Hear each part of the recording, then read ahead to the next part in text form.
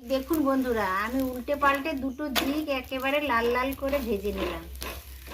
আর এই খুন্তির সাহায্যে একটু চেপে চেপে বেশ মচমচে ভাজা ভাজা করে নিলাম। তো এইভাবে আপনারাও করে নেবেন। একটা হয়ে গেছে, একটা আমি দেখিয়েছি, আর একটা আমি আপনাদের সাথে দেখিয়ে দিলাম। এবার এটা আমি তুলে রাখছি।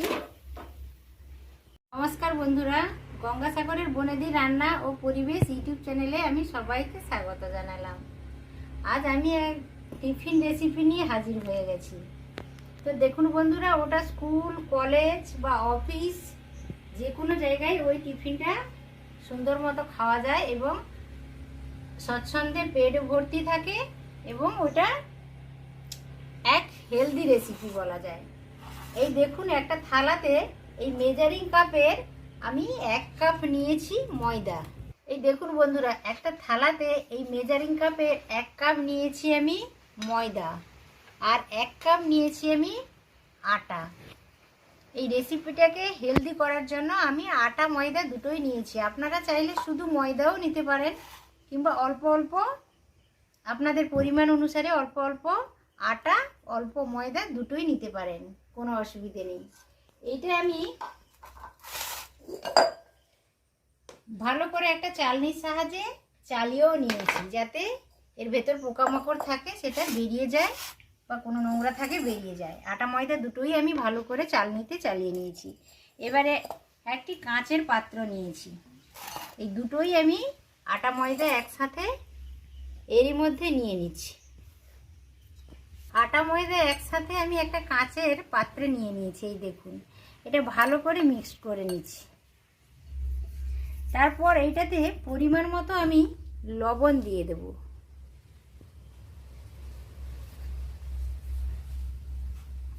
তো লবণ দিয়ে আরো 2-1 বার হাত দিয়ে নেড়ে নিচ্ছি ভালো করে। এটা নামমাত্র তেলে আমি তৈরি করব এই টিফিন রেসিপিটা, ভীষণ হেলদি। আপনারা চাইলে শুধু ময়দাতে করতে পারেন বা শুধু আটাতেও করতে পারেন। আমি আটা ময়দা দুটোই মিশিয়ে করলাম হেলদি করার জন্য। ভালোভাবে আমি মিশিয়ে নিয়েছি। এই দেখুন, আমি কোনো তেল ব্যবহার করব না এটাতে।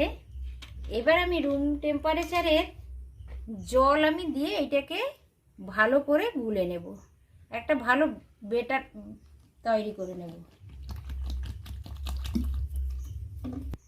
এই দেখুন, আমি একটা অল্প অল্প জল দিয়ে এইটার সাহায্যে আমি আটা ময়দাটাকে ভালো করে মিক্সড করে নেব।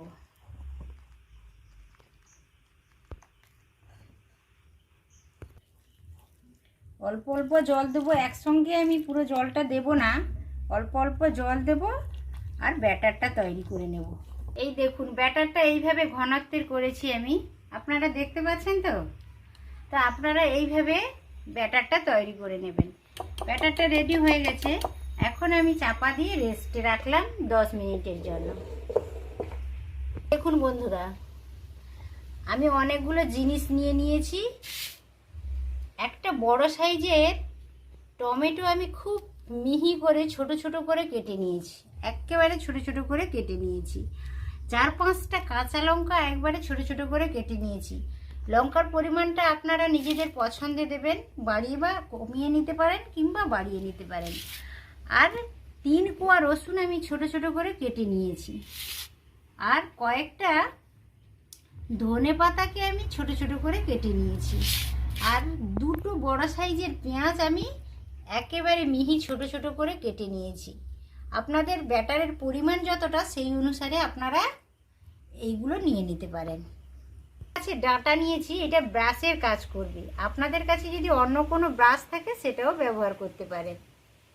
এই দেখুন, 2টো আমি ডিম নিয়েছি। 2টো ডিম আমি ধুয়ে একটা ছোট কাঁচের পাত্রে রেখেছিলাম। এবার আমি এই 2টো ডিমকে ভেঙে নেব।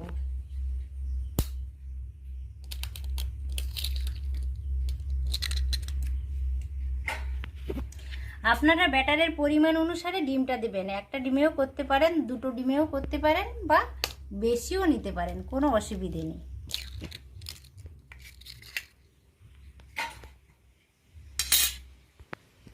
ডিমে আমি অল্প লবণ দিয়ে দিলাম। লবণ দেওয়ার পরে চামচের সাহায্যে ডিমটা আমি ফেটিয়ে নিচ্ছি ভালো করে। এই দেখুন ডিমটা ভালো করে ফেটানো হয়ে গেছে, ডিমটা সরিয়ে রাখলাম। এরপর আমি 10 মিনিট রেস্টে রেখেছিলাম। ব্যাটারটা বেশ জমে গেছে। এর পরের স্টেপ হচ্ছে আমি সমস্ত কিছু এরই মধ্যে দিয়ে দেব। কেটে রাখা ছোট ছোট করে টমেটো কুচি দিয়ে দিলাম। কাঁচা লঙ্কা কেটে রেখেছিলাম ছোট ছোট করে দিয়ে দিলাম। রসুন ছোট ছোট করে 3 কোয়া কেটে রেখেছিলাম, ওটাও দিয়ে দিলাম। আর কেটে রাখা পেঁয়াজগুলো দিয়ে দিলাম।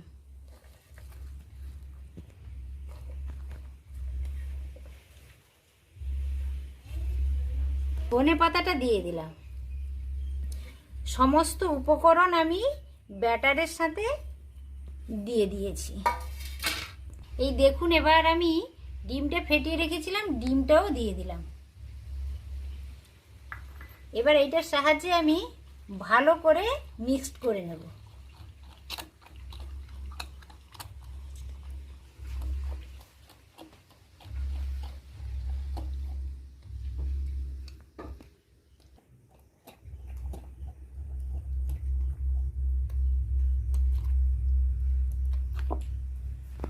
এইভাবে আমি সব উপকরণগুলো ব্যাটারের সাথে ভালো করে মিক্সড করে নিয়েছি। এই দেখুন 1 চিমটে আমি হলুদ গুঁড়ো দিয়ে দিলাম। ঝাল করার জন্য অল্প আমি গুঁড়ো লঙ্কা দিলাম। লঙ্কাটা আপনাদের পছন্দের, যেইভাবে খাবেন ওইভাবে লঙ্কাটা নিয়ে নেবেন। অল্প আমি ধনে গুঁড়ো নিলাম। অল্প আমি দিলাম জিরে গুঁড়ো। 1 চামচের কম মানে আধা চামচ দিলাম আমি গোলমরিচের গুঁড়ো। সব উপকরণ আমার দেওয়া হয়ে গেছে। এটা ভালো করে আবারও একবার মিক্স করে নেব। এইভাবে সমস্ত কিছু দিয়ে ব্যাটারটা ভালো করে ফেটিয়ে নিতে হবে। ব্যাটারটা আমার সমস্ত উপকরণ দিয়ে একেবারে রেডি হয়ে গেছে। এইভাবে ঘনত্বের হয়েছে। আপনারাও আপনাদের এইভাবে করে নেবেন। ঘনত্বটা যেন এইভাবেই থাকে। আর দেখুন একটা ছোট্ট কাঁচের বাটিতে আমি অল্প রিফাইন অয়েল নিয়েছি। দেখুন বন্ধুরা, আমি একটা ফ্রাইং প্যান নিয়ে নিয়েছি এবং গ্যাসটাও জ্বেলে দিয়েছি। আর আমার হাতে ওই ছোট্ট কলা গাছের একটা ডাঁটা, এইটা আমি তেলে চুবিয়ে নিলাম। অল্প একটু ব্রাশ করে নিচ্ছি। আপনারা বেগুনের বোঁটাও নিতে পারেন, কিংবা ব্রাশ কিনতে পাওয়া যায় বাজারে, ওই ব্রাশও কিনে নিতে পারেন, কোনো অসুবিধে নেই। একটা চামচের সাহায্যে এটা ভালো করে মিক্স করে নিলাম। ফ্রাইং প্যানে আমি অল্প তেল ব্রাশ করে দিয়েছি।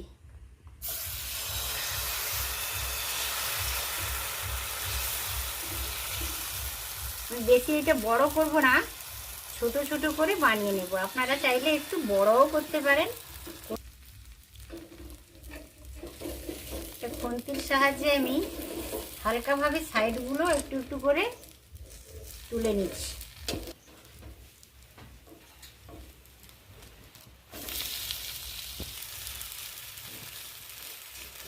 হালকাভাবে আমি উল্টে দিয়েছি। একটু সাবধানে প্রথমত এটা উল্টে নিতে হবে, তারপর এইভাবে একটু চেপে চেপে চেপে চেপে খুন্তির সাহায্যে ভাজা ভাজা করে নিতে হবে।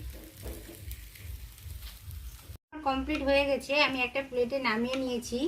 এই দেখুন আবার একটা আমি তুলে দিচ্ছি, কিন্তু এইবারে আর আমি তেল দিলাম না। ব্যাটারটা আরেকটু আমি জল দিয়ে পাতলা করে নিয়েছি, একটু ঘন হয়ে গেছিল। দেখুন বন্ধুরা, আমি উল্টে পাল্টে দুটো দিক একেবারে লাল লাল করে ভেজে নিলাম। আর এই খুন্তির সাহায্যে একটু চেপে চেপে বেশ মচমচে ভাজা ভাজা করে নিলাম। তো এইভাবে আপনারাও করে নেবেন।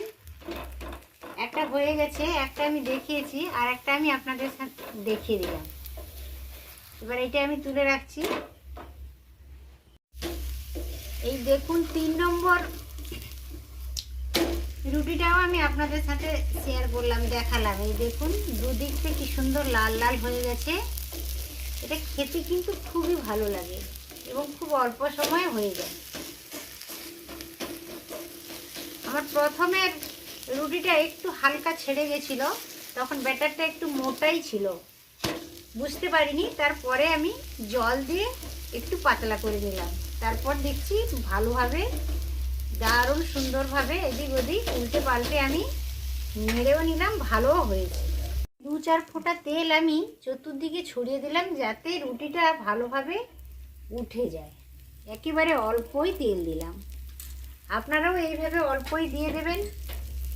ময়দা বা আটা মাখা বেলা এগুলোর ঝামেলা ছাড়াই খুব সহজে একেবারে টিফিন রেসিপিটা রেডি হয়ে যায়। এই দেখুন তেলটা দেওয়ার সঙ্গে সঙ্গে সাইডগুলো ছেড়ে যাচ্ছে, একেবারে অল্প, খুবই অল্প। এই দেখুন বন্ধুরা, আটা বা ময়দা মাখানো বেলা একেবারে ঝামেলা ছাড়াই আমার এই রুটিগুলো কমপ্লিট হয়ে গেল অল্প কিছু বাড়িতে থাকা উপকরণ দিয়ে। তো আপনারা এইভাবেও তৈরি করে নিতে পারেন। হাতে যখন অল্প সময় থাকে, বাচ্চাদের টিফিনেও এটা দেওয়া যায়, বা অফিস আদালতে যারা কাজ করেন তাদেরও এটা টিফিন হিসাবে ব্যবহার করা যায়। বেশ ভালো খেতে লাগে, যথেষ্ট ভালো লাগে খেতে। তো অল্প আমি টমেটো কেচাপ বা টমেটো সসের সাথে সার্ভও করলাম। দেখতে তো ভীষণই ভালো লাগছে, খেতে ততটাই ভালো লাগে। তো বন্ধুরা এইভাবে ট্রাই করে দেখবেন আর কমেন্ট করে জানাবেন আমাকে কেমন হয়েছে রেসিপিটা। ভিডিওটা নিশ্চয়ই সকলেরই ভালো লেগেছে। ভালো লাগলে আমার চ্যানেলকে অবশ্য সাবস্ক্রাইব করবেন আর লাইক শেয়ার করতে একেবারেই ভুলবেন না। আবারও দেখা হচ্ছে পরের কোনো রেসিপির সাথে। তত সময় সুস্থ থাকুন, ভালো থাকুন। আজকের মতো টাটা, নমস্কার।